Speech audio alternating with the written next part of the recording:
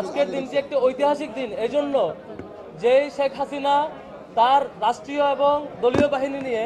দেশব্যাপী দীর্ঘ 15 বছর ধরে গুম খুন এবং হত্যাকাণ্ড চালিয়েছে এবং গত জুলাই গণঅভ্যুত্থানের সময় শিক্ষার্থীদেরকে হত্যা করা,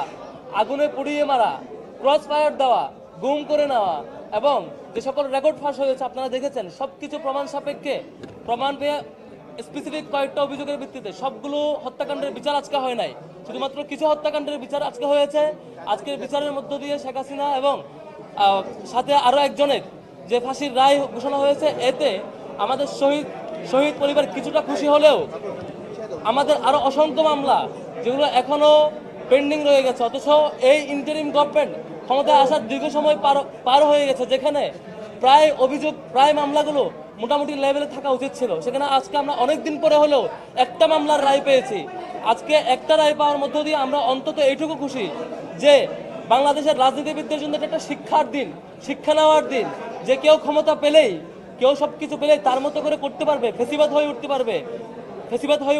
এবং ফেসিবাদ হয়ে উঠলে যে তার পরিণতি চূড়ান্ত পরিণতি হয়, সেটা একটু শিক্ষা নেওয়ার দিন আজকে। ডাকসুর জায়গা থেকে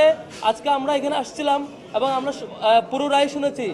আমাদের দিক থেকে আমাদের ফিডব্যাক আমাদের বিপি জানাবেন। আমরা প্রাথমিকভাবে যেই রায় ঘোষণা হয়েছে সেই রায়ে, শেখ হাসিনার ফাঁসির রায়ে আমরা সন্তুষ্ট, কিন্তু সাথে